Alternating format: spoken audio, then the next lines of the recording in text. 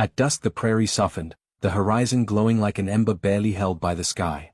The air smelled of dust and faint sage, and the river carried its hush across the valley, as though the land itself guarded secrets too heavy for speech. In that hush stood a hyoka, her bare feet pressed into the damp bank, watching her reflection bend and break in the rippling water. The girl's dark hair fell heavy with evening wind, her shoulders drawn inward as if shielding her heart from some unseen blade. In her silence she thought the words she could never speak aloud, "I am not beautiful enough." And though the land did not answer, she felt the weight of her belief grow sharper, as though even the earth had agreed. From the cottonwoods beyond, a man lingered with his horse, reins slack in his hand. He had stopped without meaning to, drawn by the sight of her stillness.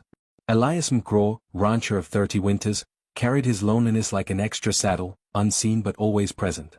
The scar along his jaw caught the last light, a reminder of hardship, of nights when even cattle bells felt like company. He had not planned to watch her, and yet his eyes stayed, not for vanity or hunger, but for something he could not name. Why, he wondered, did her sorrow speak to him louder than any Sunday hymn? A hyoka turned from the water, lifting her bundle of gathered herbs, and the moment broke. She did not notice the rider, or if she did, she turned her gaze quickly away, for she had long trained her heart to expect ridicule where eyes lingered. The townsfolk had taught her enough, snickers at the edge of the market, whispers behind palms about the native girl who never smiled. She carried those words like thorns under her skin, each one proof that her face, her frame, her very presence did not belong to their measure of beauty. When laughter rose behind her back, she bent lower, believing invisibility was safer than confrontation. Still, a question whispered at the corner of her mind: why had the man by the river not turned away? Elias returned to his ranch that evening, the cattle lowing restless under the darkening sky, but his thoughts were elsewhere. The girl's bowed head, the quiet strength in the way she gathered what the land offered, he had seen such dignity only once before, long ago, in the woman he had lost to fever. His house now stood too still, his nights too long, and though he had learned to live without fire in his chest, some ember stirred when he thought of her. He did not seek beauty in the way others did, he sought the stillness that steadied him when storms came. Could it be he had glimpsed it again, fragile yet unbroken, in her? Their first encounter unfolded not under the river's shadow but at the market 3 days later. A hyoka, balancing her basket heavy with roots, stumbled when one handle snapped. Before she could kneel, a hand steadied the weight.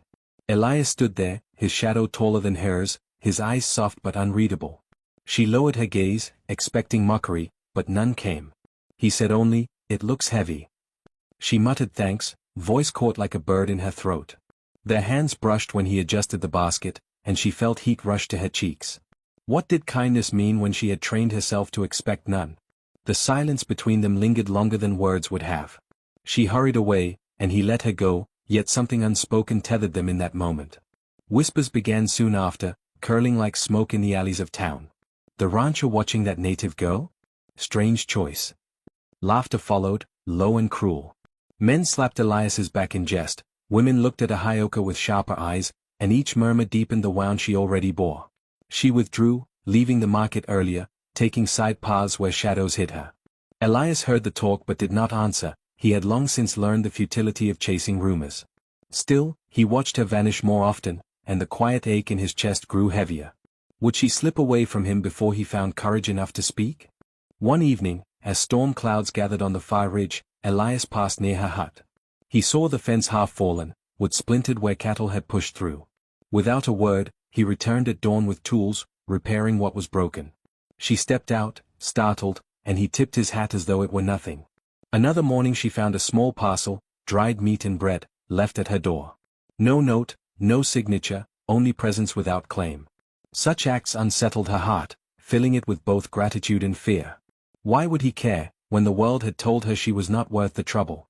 What if these gestures, like every kindness before, disappeared as quickly as they came? The question burned until she could no longer hold it. On a night when the moon glowed pale over the valley, a hyoka stood before Elias near the corral, hands trembling though no wind stirred. Her voice broke as the truth spilled out, "I am not beautiful enough. Not for you, not for anyone. They laugh when they see us near. I am nothing beside the women you could have." Her eyes shone with tears she had hidden too long, and her shoulders shook as though each word carried a mountain. Would he step back now, the way others always had? Elias did not move away. Instead, he closed the space between them slowly, reverently, as if careful not to startle a wounded bird. His arms opened, not in possession but in offering, steady as the earth itself. When he spoke, his words were quiet, roughened by years of disuse, yet certain. You are the only beauty my heart has waited for. The simplicity of it struck her deeper than any poetry could. In his voice there was no hunger, no pity, only truth shaped by patience. The tears that slid down her cheeks carried both disbelief and release. For the first time, she allowed herself to lean into his embrace. Could it be that worth was not in faces compared, but in souls that recognized each other? Their union followed with a ceremony small but proper, vows exchanged beneath a sky vast enough to hold every secret sorrow. Some townsfolk watched in silence, their whispers fading in the weight of the moment. No grandeur marked the day, only the steady warmth of two hands joined, the quiet dignity of promises made without spectacle. When Elias looked at her, it was as though the prairie itself had bent closer to listen. When Ahioka spoke her vow, her voice did not falter. And when the wind swept across the valley, it carried their words into the wide forever, sealing them with the dust of the earth. Time softened their story into a rhythm of simple days, tending cattle, mending fences, sharing meals where silence felt like company rather than void. Yet in the hush of evenings, when stars gathered over the ranch, Ahioka sometimes traced her reflection in the water trough and no longer saw distortion. She saw a face worth belonging, not because it matched others, but because one man's eyes had chosen to see her fully. And perhaps, dear soul listening to this tale, that is the lesson left behind, that beauty waits not in mirrors nor in the mouths of those who judge, but in the gaze that sees us whole. When such a gaze finds us, it does not arrive with thunder, but with quiet acts of grace, until even the most wounded heart dares to believe it deserves love.